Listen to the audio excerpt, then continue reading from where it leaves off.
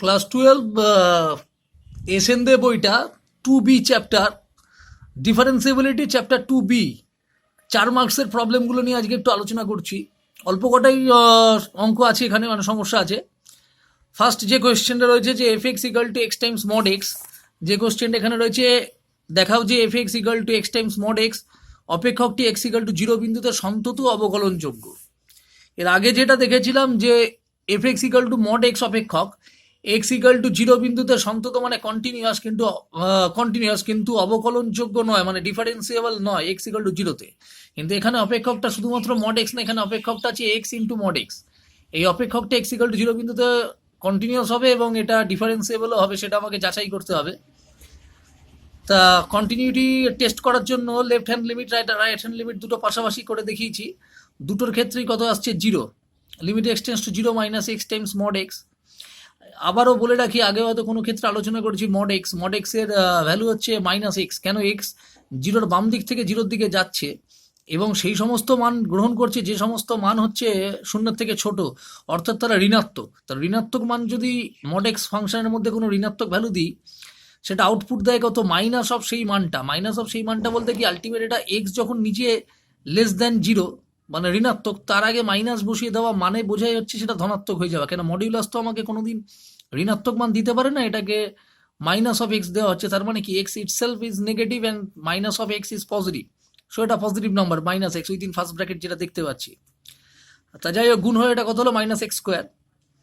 তাহলে লিমিট যখন x tends to 0 minus 0-র দিকে যাচ্ছে, তাহলে এক্স স্কোয়ারের লিমিটিং ভ্যালুটা কত হবে? 0। ঠিক একইভাবে লিমিট যখন এক্স টেন্স টু 0 প্লাস 0 ডান দিক থেকে 0-র দিকে যাচ্ছে, এক্ষেত্রে এই স্টেপটা এক্স স্কোয়ার হলো। তার কারণ কি, এখানে এটা বেরোলো যে এক্স তো গ্রেটার দেন 0, তাহলে মড এক্স ইকুয়াল টু হবে কত? এক্স। কেন? এক্স ধনাত্মক মান, আর মড তো ঋণাত্মক মান দিতে পারে না, ধনাত্মক মান দেয় সবসময়। তার জন্য এটা এক্স বেরোলো। তাহলে আগে একটা এক্স ছিল, এখান থেকে একটা এক্স বেরোলো, তাহলে গুণফল কত হলো? X square. তাই এক্স যখন 0-র দিকে অ্যাপ্রোচ করছে, ডান দিক থেকে জন্য প্লাস দেওয়া হয়েছে, তাহলে এক্স স্কোয়ারের ভ্যালু কার দিকে যাবে? 0-র দিকে। এবার নেক্সট হচ্ছে এফ অফ 0 পয়েন্টে ফাংশনের আউটপুট কত? 0। তাহলে আমি এখানে দেখতে পাচ্ছি যে limit x tends to 0 minus f x equal to limit x tends to 0 plus f x equal to কত? F0। সুতরাং এক্স ইকাল টু 0-তে এফ এক্স হচ্ছে সন্তত। কন্টিনিউটি যে ডেফিনেশন আছে তাই অনুযায়ী এটা হচ্ছে সন্তত বা কন্টিনিউয়াস, এটা এক্স ইকাল টু 0। এবার চলে আসছি ডিফারেন্সিবিলিটি টেস্ট করব। Limit h tends to 0 minus left hand ডেরিভেটিভের জন্য এইচ যে ক্ষুদ্র বৃদ্ধি বা পরিবর্তন, সেটা 0-র বাম দিক থেকে 0-র দিকে যাচ্ছে, তার জন্য left hand derivative h tends to 0 minus f of 0 plus h minus F0 by h. 0 plus মানে এফ এইচ মাইনাস F0। F0-র জায়গায় কত বসলো? 0। কেন? ফাংশনের আউটপুট আগেই দেখেছি যে F0-র ভ্যালু কত আসছে? 0। তার জন্য এখানে সরাসরি 0 বসিয়ে দিলাম। আর h into mod h by h cancel out হলো, কারণ পাশে লিখে দিয়েছি। এখানে কত লিখলাম? Minus h. তার কারণ কি, মড এইচ ইকুয়াল টু হচ্ছে মাইনাস এইচ। যখন কি না গন্ডগোল হয়ে যাচ্ছে লিখতে গিয়ে, যখন এইচ লেস দ্যান 0। কেন? এইচ লেস দ্যান 0 বলতে মডটাকে ধনাত্মক করবে কি করে? তার আগে মাইনাস দিয়ে। কেন? এইচ এই কোয়ান্টিটিটা নিজে লেস দ্যান 0, তাহলে তার আগে মাইনাস বসানো মানে এটা ধনাত্মক হয়ে যাচ্ছে। সুতরাং এইচ লেস দ্যান 0 হলে মাইনাস এইচ হয়ে যাবে কি, আমি পরের লাইনে যদি লিখি যে মাইনাস এইচ গ্রেটার দ্যান 0 হয়ে যাবে। তার জন্য এখানে মড এইচ থেকে কত পেয়েছি? Minus H. এইচ যখন 0-র থেকে ছোট, তাহলে limit h tends to 0 minus h কত? লিমিটিং ভ্যালুটা 0 হবে, 0 বসালাম। Right hand derivative limit h tends to 0 plus f of 0 plus h minus F0, আগের মতোই h times mod h by h. H cancel করলাম, কেন ক্যান্সেল করতে পারলাম লিখে দিলাম। মড এইচ, এখানে যেহেতু এইচ ধনাত্মক, তাহলে এইচ গ্রেটার দেন 0 মানে এইচ টেন্স টু 0 প্লাস, তার মানে এইচ ধনাত্মক মান গ্রহণ করতে করতে 0-র দিকে যাচ্ছে, তাহলে সেটা আসছে মড এইচ এর মান ধনাত্মক। তাহলে এইচ এর মান ধনাত্মক, এইচ গ্রেটার দেন 0, তাহলে মড এইচ ইকুয়াল টু কত পাবো? আমি এইচ পাবো। তার জন্য এখানে এইচ পেলাম। এইচ যখন 0-র দিকে যাচ্ছে, তাহলে এইচ এর লিমিটিং ভ্যালু কত হবে? 0 হবে। 0 বসিয়ে দিলাম। তাহলে কি দেখলাম? রাইট হ্যান্ড লিমিট মানে 0, লেফট হ্যান্ড লিমিট যেটা F'0 L left hand limit, দুটো সমান। তাহলে সুতরাং বলা যায় এক্স ইকুয়াল টু 0-তে এফ এক্স কি? অবকলনযোগ্য। নেক্সট চলে আসছি question number 3। F x equal to 1 বলা আছে এক্স যখন লেস দেন 0। এখানে ফাংশনের আকারটা নিয়ে কোনো রকম আলোচনা করো না, এখানে বলে দেওয়া আছে এক্স যখন 0 থেকে ছোট তখন এর আউটপুট, ফাংশনের আউটপুট হচ্ছে কত 1। আর যখন x more than or equal 0, মানে 0 থেকে বড় বা 0 সমান, সেক্ষেত্রে ফাংশনটাকে কীরকম দেখতে হবে সেটা হচ্ছে 1 প্লাস সাইন এক্স। মানে 0 থেকে বড় যে কোনো মান যদি আমি ফাংশনে ইনপুট করি, তাহলে সেখানে এফএক্স এর মধ্যে ইনপুট করা মানে এই জায়গায় ইনপুট হবে, এবং তার যদি আউটপুট পেতে হয়, যেমন সাপোজ আমি এক্স ইকাল টু π/6 এর আউটপুট পেতে চাই, π/6 একটা বাস্তব সংখ্যা যেটা 0 থেকে বড়, তাহলে আমাকে ইনপুট করতে হবে 1 প্লাস সাইন অফ, মানে এই জায়গায় 1 প্লাস সাইন অফ π/6। সাইন π/6 মানে হচ্ছে ষষ্ঠিক পদ্ধতি 30 ডিগ্রি, তাহলে হাফ হয়ে যাবে, তাহলে 1 প্লাস হাফ মানে 3/2 চলে আসবে। তো এই হচ্ছে ব্যাপার। আর এক্স ইকাল টু মানে যদি -π/6 রিপিট করি, ইনপুট করি, সেটা এখানে ইনপুট করবো না, -π/6 লেস দ্যান 0, তার আউটপুটটা কোথায় ইনপুট করবো আমি জানি না, কিন্তু আউটপুটটা কী হবে সেটা হচ্ছে 1। -π/6 এর জন্য 1 হবে, -π/3 এর জন্য 1 হবে, এই হচ্ছে ব্যাপার। যাই হোক, কন্টিনিউটি টেস্ট করতে বলেছে। কোশ্চেনটা, সেকেন্ড কোশ্চেনটা কি ছিল একবার দেখি না। সেকেন্ডে থার্ড কোয়েশ্চেন, তার মানে আমার এখানকার সেকেন্ড, এখানকার থার্ড কোয়েশ্চেন, যে মনে করো এফএক্স ইকাল টু 1 যখন এক্স লেস দ্যান 0 আর 1 প্লাস সাইন এক্স যখন এক্স গ্রেটার অর ইকুয়াল 0।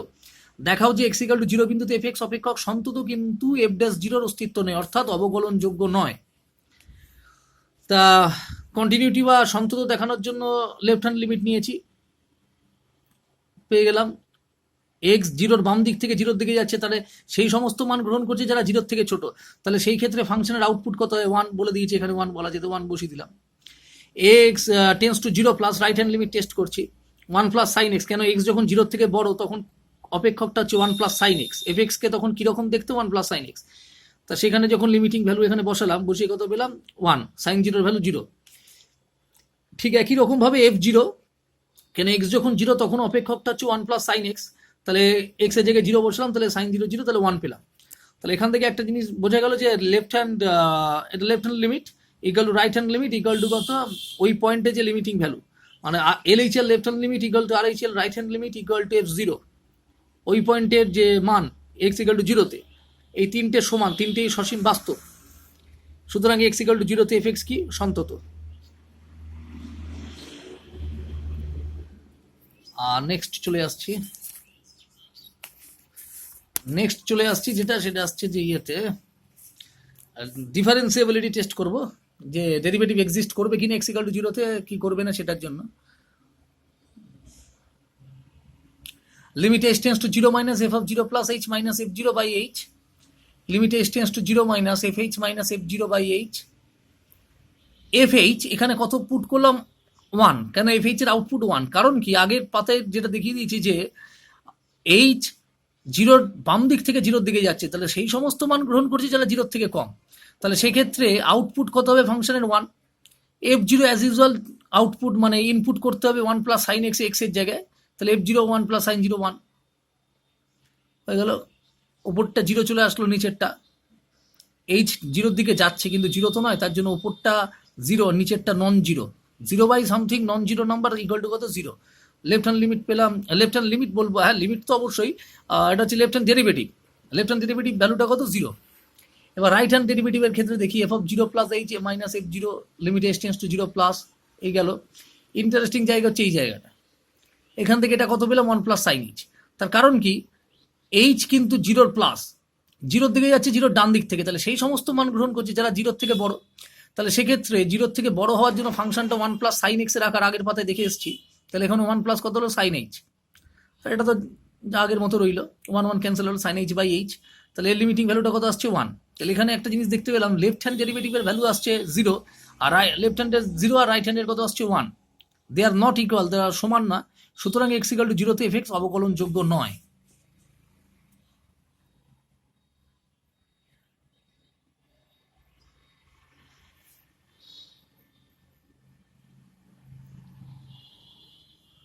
আচ্ছা, নেক্সট চলে আসছি 4 নাম্বার কোয়েশ্চেনটা, যেটা নিয়েছি যে ফাংশন বলা ছিল f x equal to mod sine x. 4 নম্বর কোয়েশ্চেনটা ছিল f x equal to mod sine x, এই যে অতি এটা হচ্ছে সংক্ষিপ্ত উত্তরধ্বনি, এফ এক্স ইকুয়াল টু 0 বিন্দুতে f x equal to mod sine x অপেক্ষকের সন্ততা অন্তর্কলন যোগ্যতা পরীক্ষা করো। সন্ততা কিনা দেখাতে হবে, অন্তর্কলন যোগ্য মানে ডিফারেন্সিয়েবল কিনা দেখাতে হবে। F x equal to mod sine x, limit x tends to zero minus left hand লিমিটের জন্য এফ এক্স, এখানে সন্ততা পরীক্ষা হচ্ছে, মানে কন্টিনিউটি টেস্ট হচ্ছে। Limit x tends to zero minus mod sine x, ধরে নিচ্ছি এক্স ইকাল টু ইউ, ধরে নিলাম জাস্ট ইউ, যেখানে ইউ হচ্ছে greater than zero, x u এর সাথে সমান। এবার x tends to zero minus, তার মানে এক্স এই সমস্ত মান গ্রহণ করছে যারা জিরোর থেকে ছোট।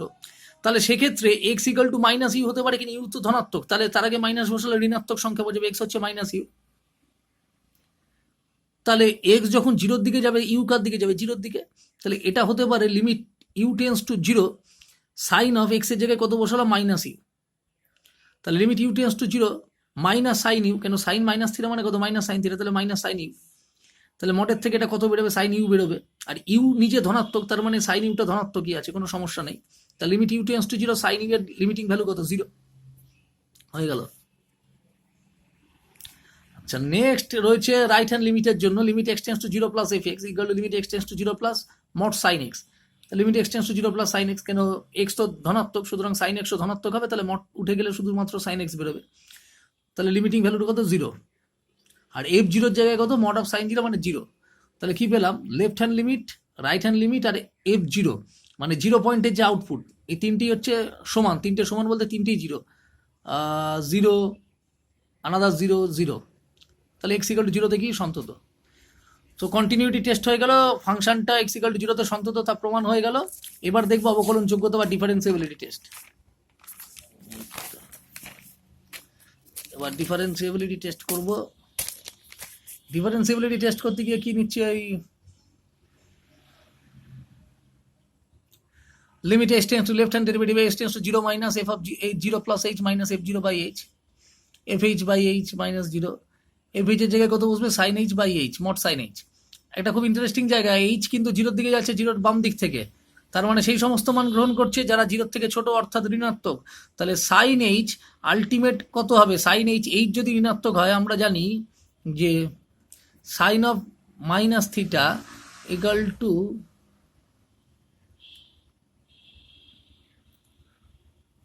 Minus sine theta.